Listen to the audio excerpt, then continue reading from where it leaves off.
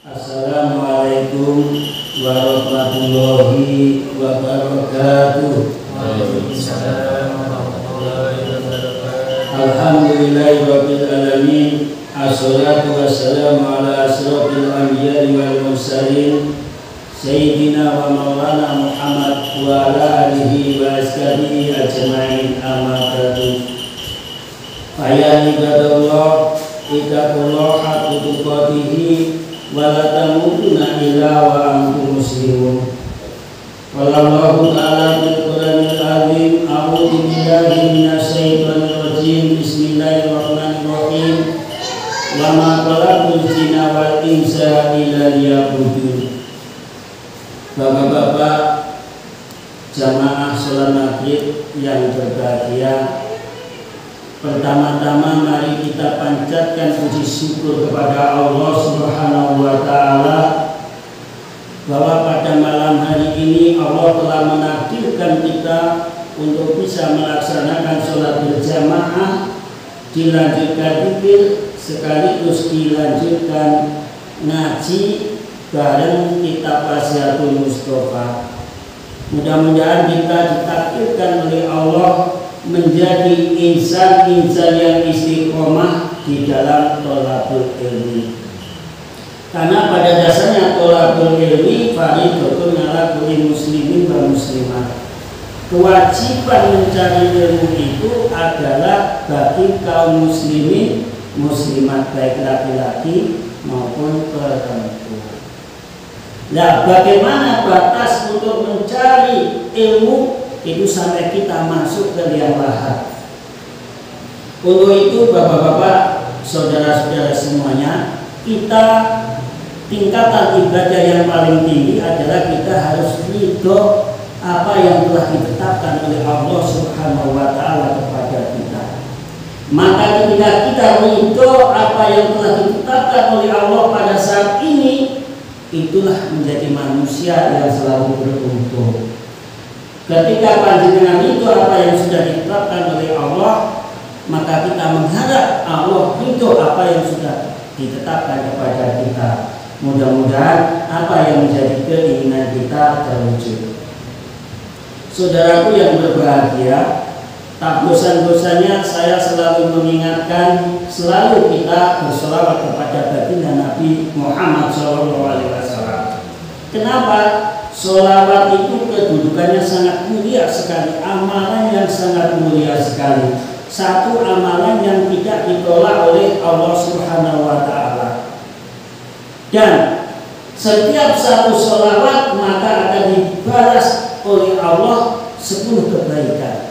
Wow, begitu luar biasa. Kita hanya membaca Shallallahu ala Muhammad sholawat Ibrahim, maka Allah akan memberikan pahala atau balasan kebaikan kepada kita itu sebanyak 10. Luar biasa.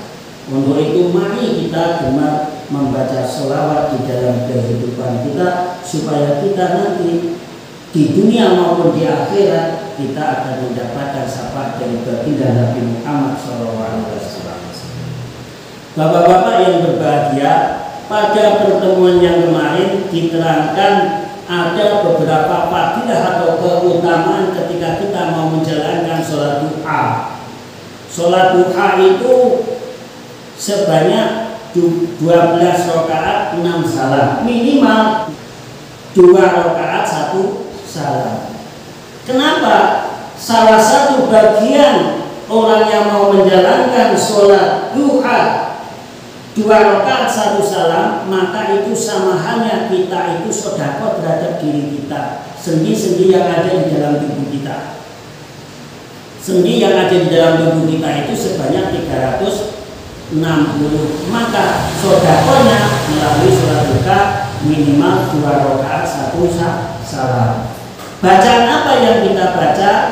Waduka dan wasam si waduka. Ketika rakaat pertama kita membaca, setelah Fatihah membaca waduka, berikutnya rakaat kedua adalah wasam si waduka. Kalau kita tidak hafal, boleh surat-surat pendek yang lainnya.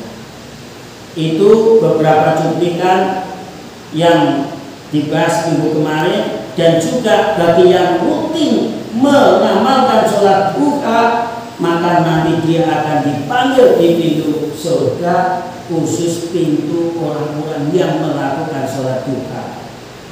Dan Nabi itu juga diperintah oleh Allah untuk mengerjakan sholat duha. Tentunya Nabi oleh Allah diperintah untuk melakukan sholat duha, secara otomatis sholat duha itu mempunyai suatu keistimewaan tersendiri. Bapak-bapak yang berbahagia, pada malam hari ini kita akan membahas 3 ukuran kemuliaan hidup. Tentunya kalau kita berbicara tentang kemuliaan, setiap orang pasti ingin yang namanya kemuliaan. Baik itu tukang beca, baik itu guru, baik itu pegawai bank, baik itu misalnya dia kondektur, baik itu tukang jual bakso. Kenapa? Hidup mulia ini adalah harapan kita semuanya. Nah, bagaimana 3 ukuran kehidupan mulia di dunia ini? Tentunya kita harus tahu apa yang disampaikan oleh baginda Nabi Muhammad SAW kepada Sayyidina Ali karramallahu wajhah. Ya Ali, yuhe Ali, min karomatil mukmini, iku setengah saking keramati wong mukmin.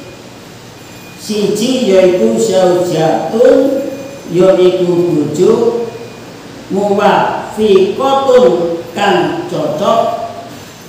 Loro yaitu wasolatu lan sholat jamaatan kali jamaah. Yang ketiga adalah wajironun lan piro-piro tonggo yuki bunahu kang podo demen sapa jiron hu ing man.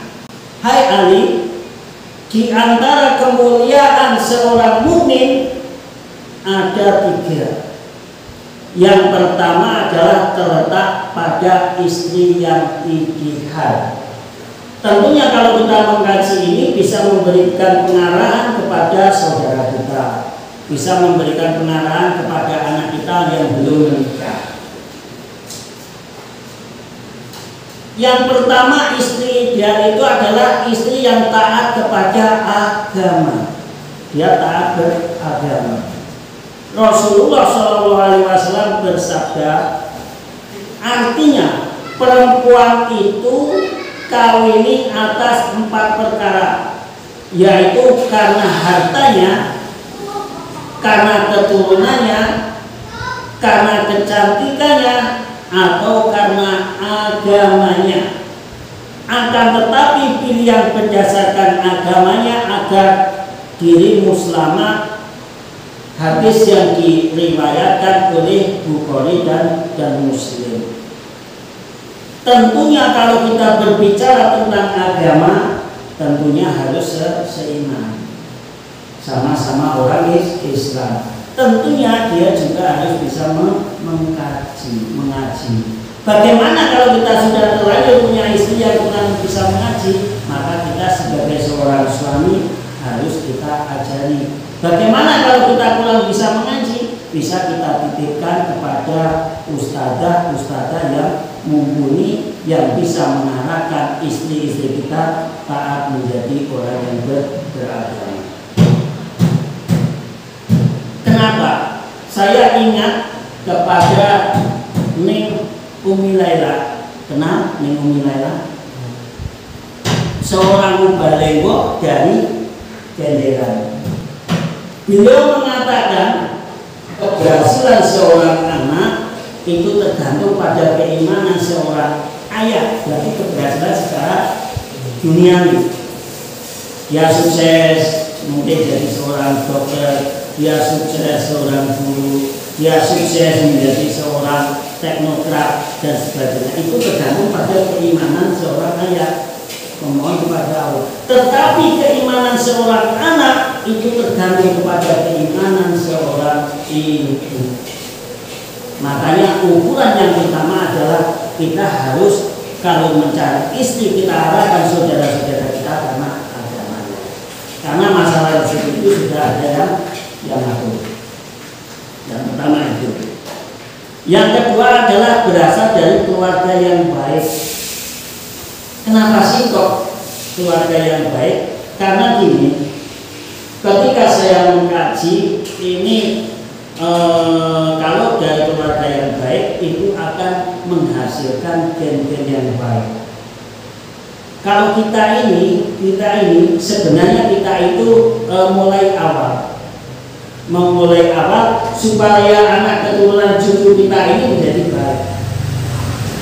Nah, bagaimana seperti misalnya Gus Baha dari keluarga baik juga, seperti misalnya Gus Yusuf juga keluarga baik juga dari keturunan seorang kiai.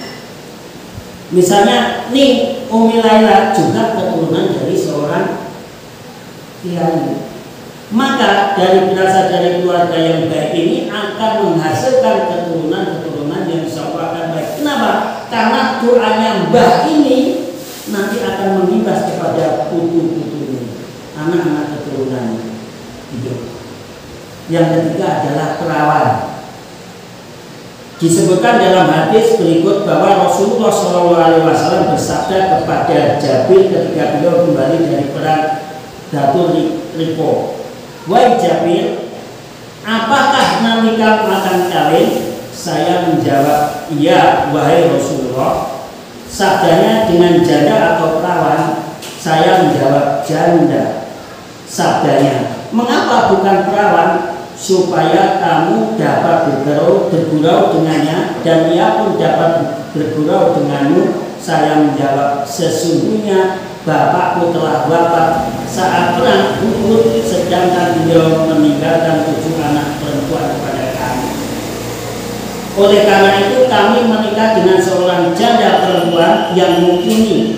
Ia dapat mengasuh mereka dan melakukan kewajiban terhadap mereka." Sabdanya, "Engkau benar, insya Allah." Bukhari Muslim.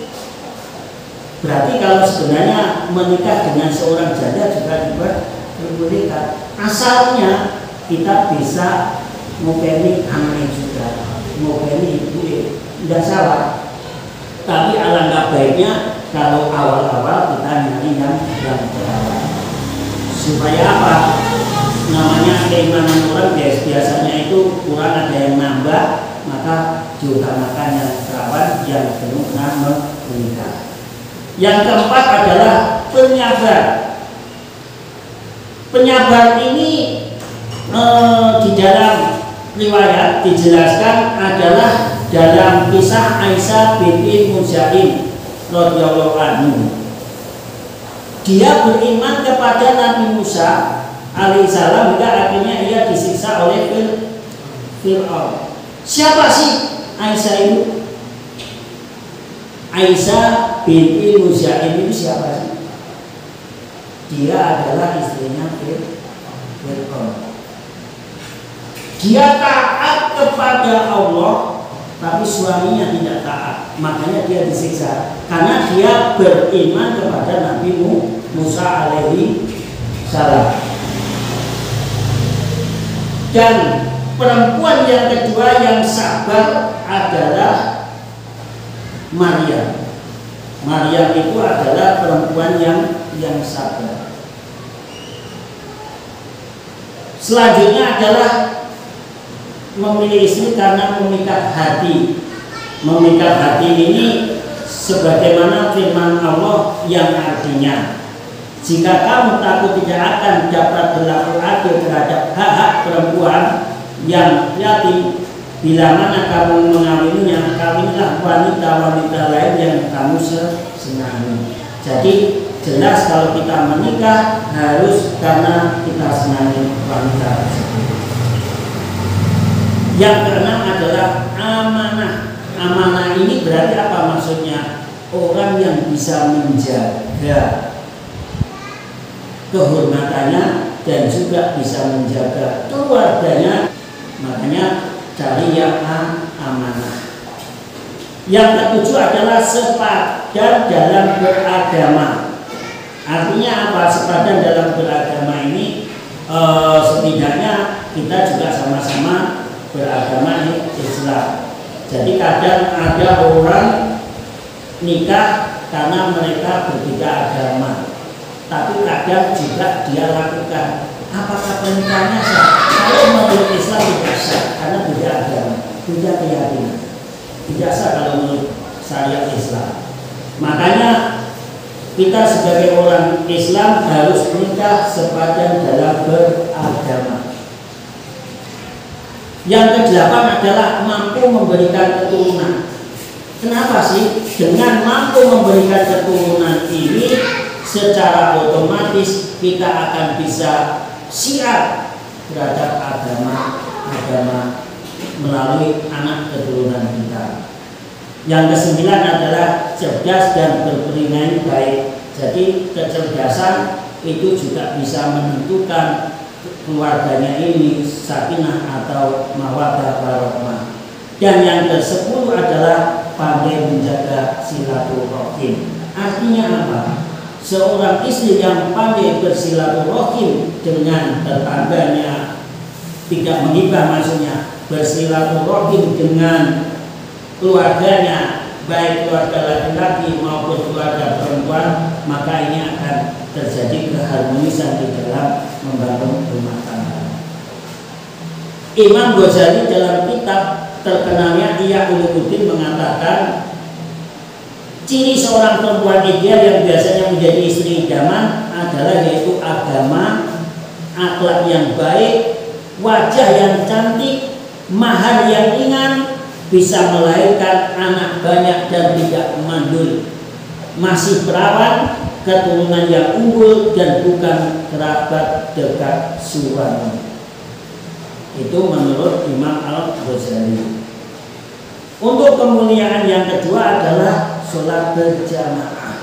Jadi ketika kita menjalankan sholat berjamaah, maghrib tadi itu adalah bagian salah satu kemuliaan hidup yang diberikan Allah kepada kita. Makanya kita harus selalu bersyukur bahwa kita ditakdirkan oleh Allah untuk selalu sholat berjamaah di dalam kehidupan. Kenapa? Karena ketika kita melakukan sholat berjamaah akan dilipat gandakan 27 derajat.